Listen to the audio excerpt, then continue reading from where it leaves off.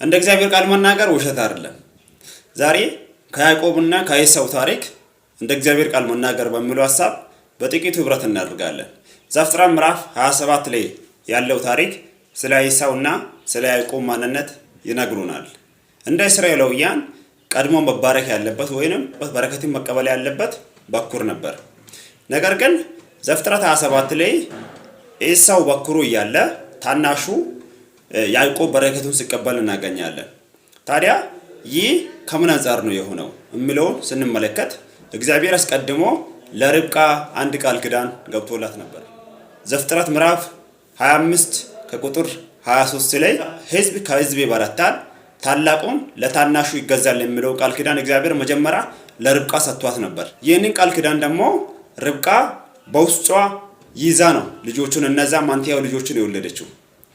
ያዕቆብ ታናሽ ነበር፣ ኤሳው ደግሞ ታላቅ ነበር።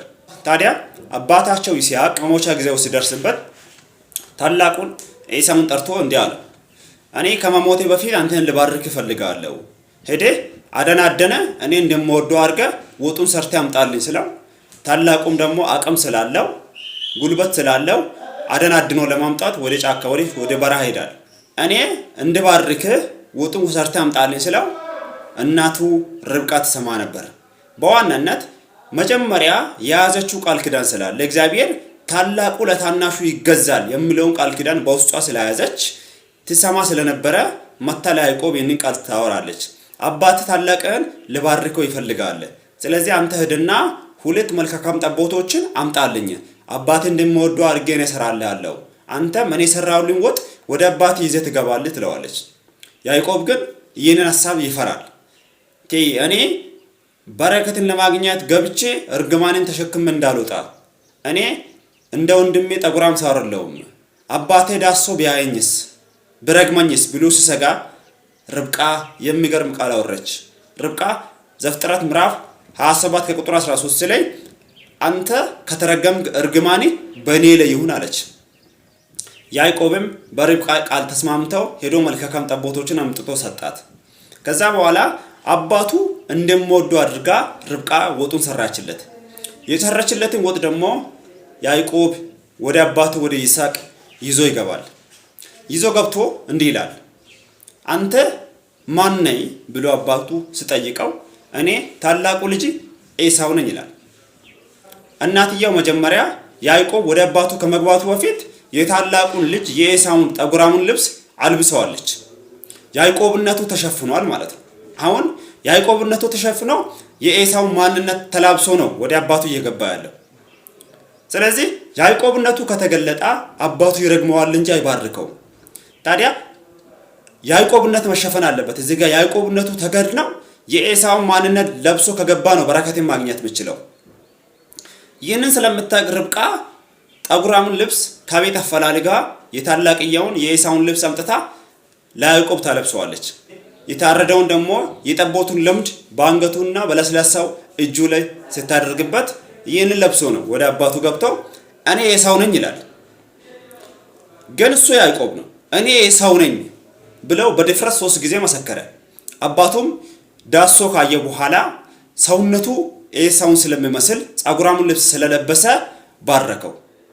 የኤሳው ማንነት ስንመለከት ኤሳው ደግሞ ለመባረክ በረሃ ለበረሃ እየዞረ አደን ለማደን እየተጣጣረ ነበር።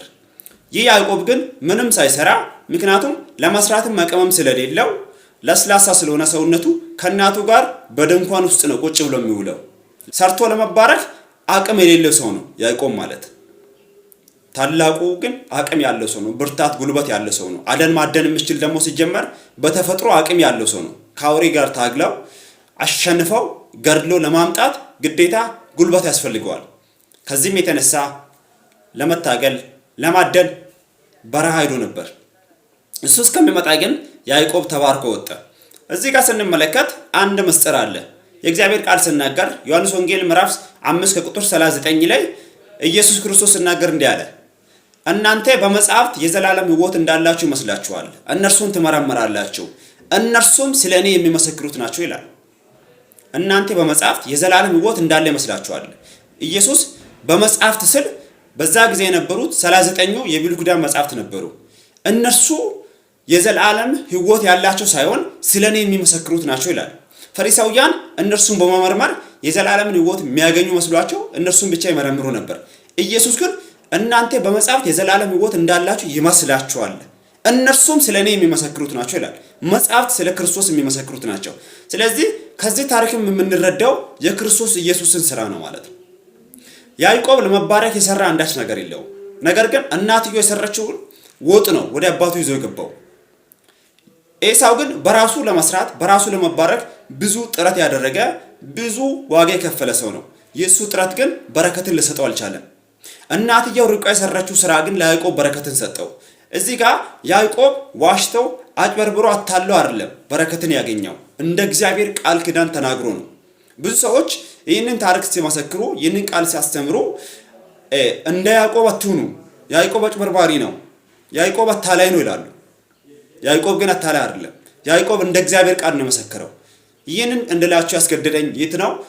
ዘፍጥረት ምዕራፍ 25 ከቁጥር 23 ላይ ያለው ቃል ኪዳኑ ነው። እግዚአብሔር ያዕቆብን ታናሹን እንደሚባርክ መጀመሪያም ለርብቃ ነግሯት ነበር። ርብቃ በራሷ ፈጥራ በራሷ ክሬት አድርጋ አይደለም ያዕቆብ እንዲባረክ ያደረገችው፣ እግዚአብሔር ቃል ኪዳን ስለገባላት ነው።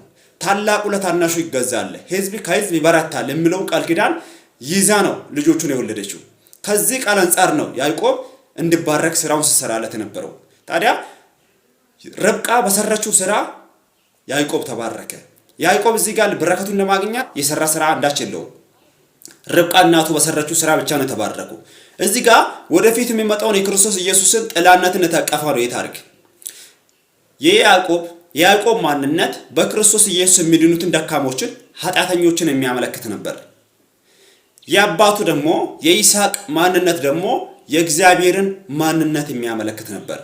የርብቃ ማንነት ደግሞ የክርስቶስ ኢየሱስ ጥላ ነበር። የኤሳው ደግሞ የታላቁ የኤሳው ማንነት ሰዎች በራሳቸው ለመባረክ በራሳቸው በረከትንና ጽድቅን ለማግኘት በእግዚአብሔር ፊት ሲጣጣሩ የሚኖሩትን ሰዎች የሚያመለክት ነው። እኛም የተባረክነው እኛ የዘላለምን ሕይወት ያገኘነው እኛ በራሳችን በሰራነው ስራ ሳይሆን እኛን ወክሎ ክርስቶስ ኢየሱስ ባደረገልን ስራ ነው። የእግዚአብሔር ቃል ሲናገር ገላትያ ምዕራፍ 3 ከቁጥር 13 ላይ እንዲህ ይላል፣ በእንጨት የሚሰቀል ሁሉ የተረገመ ነው ተብሎ ተጽፏል፣ ክርስቶስ ስለኛ እርግማን ሆኖ ከሕግ እርግማን ዋጀን ይላል። በእንጨት የሚሰቀል የተረገመ ነው ተብሎ ተጽፏል፣ ክርስቶስ ስለኛ እርግማን ሆኖ ከሕግ እርግማን ዋጅቶናል ማለት ነው።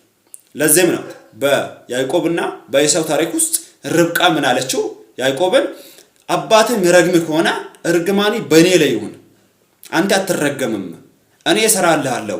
አባትህ የምወደው ምግብ እኔ ነኝ የማውቀው፣ አንተ አይደለም።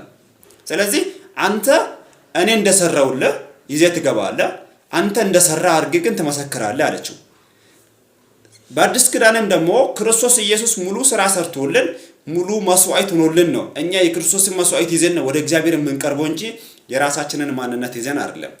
ኢየሱስ ክርስቶስ እግዚአብሔር የሚወደውን መስዋዕት ያውቃል። እግዚአብሔርን የሚረዳው የእግዚአብሔር የልቡን ትርታ የሚረዳው እኛ ሳንሆን ኢየሱስ ክርስቶስ ነው። ኢየሱስ ክርስቶስ በሰራልን ስራ እኛ ወደ እግዚአብሔር ቀርበን ድነናል። በክርስቶስ ኢየሱስ ስራ ጸድቀናል፣ የዘላለምን ሕይወት አግኝተናል ብለን መመስከር ድፍረት አይደለም። ይሄ እምነት ነው። ይህ የያዕቆብ እምነት ነው። ያዕቆብ እኔ ያዕቆብ አይደለሁም ብሎ ነው ሲመሰክር የነበረው። እኔ ኤሳው ነኝ ነው ያለው። ታዲያ እኛም የክርስቶስ ኢየሱስን ስራ የክርስቶስ ኢየሱስን ማንነት ለብሰን ነው ወደ እግዚአብሔር መቅረብ የምንችለው። ያዕቆብ በራሱ ከቀረበ ይረገማል እንጂ አይባረክም። እኛም በራሳችን ወደ እግዚአብሔር የምንቀርብ ከሆነ እንረገማለን እንጂ አንባረክም። ስለዚህ የክርስቶስን ማንነት ስንለብስ ነው በረከትን ማግኘት የምንችለው።